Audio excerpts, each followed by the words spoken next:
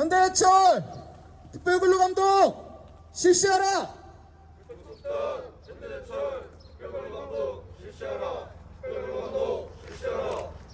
근로기준법과 노조법 그리고 산안법에 대해서 특별근로감독의 청원을 하고자 합니다. 피청원인은 현대제철 원청회사하고 대표이사, 협력지원실 관리자, 그 다음에 기업 노조의 설립에 개입했던 관리자들이 포함이 되어 있습니다.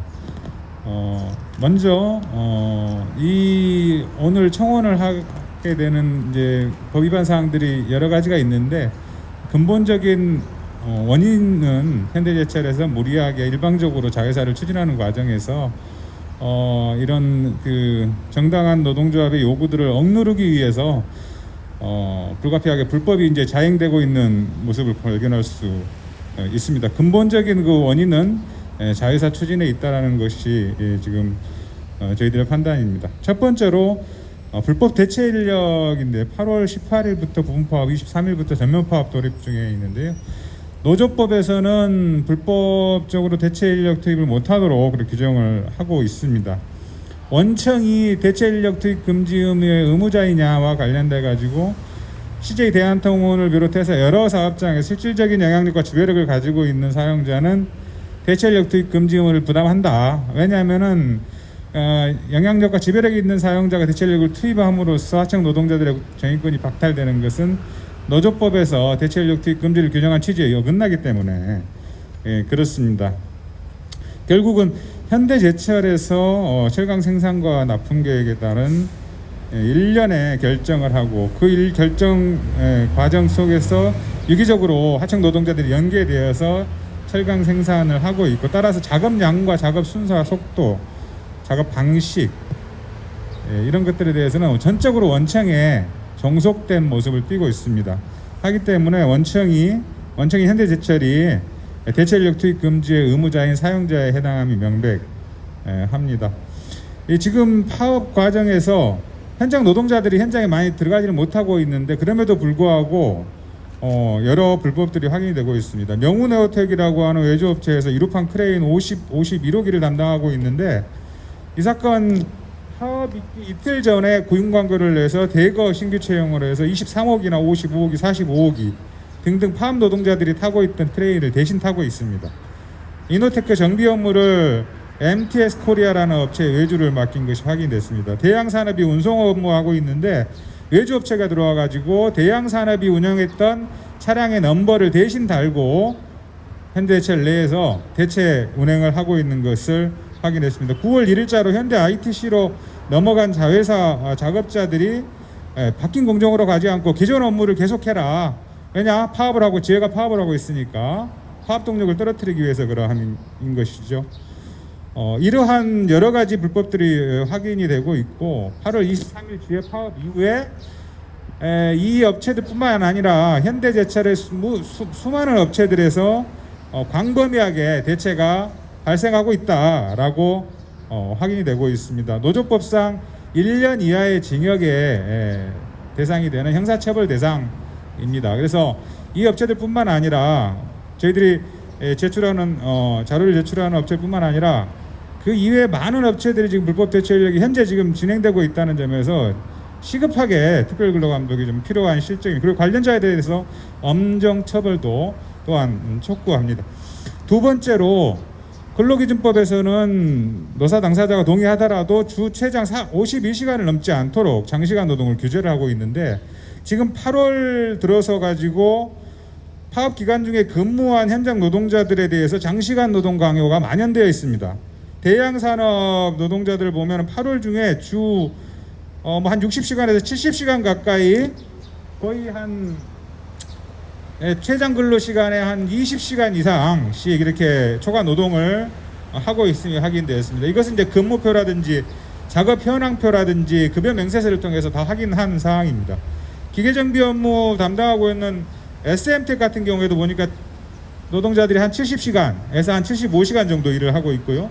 품질 시험 업무 담당하고 있는 여강에서도 60시간 정도 담당하고 있는 것이 확인됐습니다. 그 이외에 조업 업무 담당하는 원명스틸이라든지 크레인 운전하는 JM스틸이라든지 모두 마찬가지로 지금 52시간 제한이 아무런 지금 그 무용지물이 되고 있습니다. 근로기준법에서 이것도 2년 이하의 형사처벌 대상입니다. 이것은 원청인 현대제철이 장시간 노동을 요구하기 때문에 가능한 것이거든요. 하기 때문에 이거에 대해서도 신속하게 특별근로감독을 요청을 드립니다. 다음으로 자회사 전환 과정에서 여러 가지 불법 사항들에 대해서 저희가 확인한 내용들을 제출을 드리고 시정을 요구할 계획입니다. 고용노동부에서는 2월 10일 날 시정 지시를 내렸습니다. 그런데 현대제철에서는 불법 파견에 대해서 시정 지시를 하지 않고 있고 그럼에 따라서 고용노동부 과태료까지 내렸음에도 불구하고 아직까지도 그걸 이행하지 않고 있습니다. 그러면서 자회사 전환을 통해서 불법 파견을 은폐하기 위해서 지금 여러 가지 불법들을 자행하고 있습니다. 자회사 전환은 업체가 아니기 때문에 직접 고용 의무를 이행한 것이다 라는 식의 그런 개변을 하기도 합니다. 그러나 파견법에서는 직접 고용 의무를 규정하고 있고 사용사업주의 직접 고용 의무는 바로 사용사업주의 사업장에서 사용사업주의 노동자로 직접 고용한다는 것을 의미합니다. 사용사업주와 사용사업주의 자회사는 법적으로는 전혀 법인격이 다르기 때문에 전혀 다른 회사입니다. 그래서 자회사 소속으로 입사시켰다라고 해서 사용사업주가 직접 고용 의무를 이행했다라고 도저히 볼 수가 없습니다. 다시 말해서 파견법을 위반하기 위한 그야말로 꼼수다라고 평가할 수밖에 없는 것입니다. 자회사 전환을 하면서 자회사 전환자들은 자회사 입사하기 위해서는 지금 진행하고 있는 불법 파견 근로자주의 확인 소송 소취하를 하라고 요구를 하고 있습니다. 더 나아가서 앞으로도 자회사 소속에서 일하다가도 불법 파견 요소가 있더라도 아무런 소송을 제기하지 않겠다. 그리고 기존의 업체에 일하면서 발생한 체불임금이나 이런 거에 대해서도 전혀 권리 행사를 않겠다라고 하는 부재소 합의를 요구하고 있고, 이 자회사 전환을 하고 내가 자회사로 가면은 바로 파견법상 원청이 직접 고용 의무를 이행한 것으로 나는 생각한다 라고 하는 시정지시 이행 확인서까지 지금 요구를 하고 있는 실정입니다.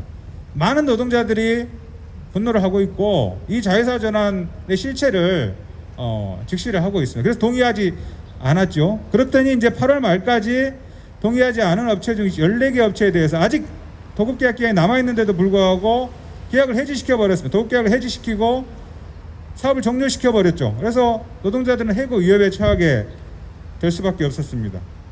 해고 위협과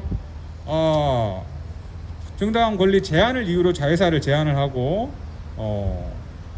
자회사를 요구를 했던, 강요를 했던 것은 부당노동행위에 해당이 됩니다. 노조법에서는 노동조합이 정당한 조합활동을 했거나 아니면 쟁의행위를 했던 것을 이유로 해서 불이익취급을 하지 못하도록 하고 있죠. 그리고 노동조합의 정당한 활동을 지배 개입하는 행위를 불법행위로 금지를 하고 있습니다. 이 부당노동행위에 대해서 조사를 촉구하고 2년 이하의 징역에 해당되는 형사처벌 대상이라는 점에서 관련자들에 대한 엄중한 수사와 처벌을 촉구합니다. 다음으로 기업별노조 설립 개입 관련된 불법 행위입니다. 5월 24일 한국노총 소속의 당진공장 노동조합이 설립이 됐는데 어찌된 일인지 5월 초에 5월 달에 만들어진 기업별노조 주동자들은 벌써 9월경에 자회사가 설립될 수 있고 이런 얘기를 하고 돌아다녔어요, 현장에서. 그러고 이 자회사가 설립되는데 자회사를 가려면 한국노총에 가입해야 된다. 민주노총 활동하면 자회사 못 온다. 이런 주장을 폈던 자들이 있습니다. 이게 이제 냉연공장 중심으로 노동조합이 기업노조가 설립이 됐는데 냉연공장 에스에텍 관리자하고 아인텍 관리자, 그다음에 현대 반사들이 이런 얘기하고 돌아다녔습니다. 과연 이 사람들이 어떻게 알았어? 이 지금 사내 협력업체 관리자들이고 이 사람들이 지금 현대 ITC 자회사의 상급 관리자로 가 있습니다. 이 사람들이 어떻게 알았을까요? 당연히 원청이 얘기를 해줬죠. 원청이 그런 계획을 얘기를 했고 자회사가 설립될 것이다. 한국노총을 만들자. 그리고 민주노총 조합원들을 탈퇴시키자. 자회사 전환시키자라고 하는 일련의 계획 속에서 기업노조를 설립하고 자회사를 일방적으로 추진하는 과정이 7월까지 암묵적으로 진행이 됐었고 7월 초에야 채용 계획을 발표하면서 비로소 현장에 알려지게 되었던 것입니다. 이것은 현대제철이 기업노조 설립을 빌미로 민주노총, 금속노조, 현대자동차 비정규 지회에 대해서 지배 개입한 것이 명확하다는 점에서 이거에 대한 특별근로감독과 관련자들에 대한 부당노동행위 형사처벌을 요구합니다. 다음으로 단협 위반인데 3월 21일자로 올해 3월 21일자로 특별 합의서를 체결했습니다.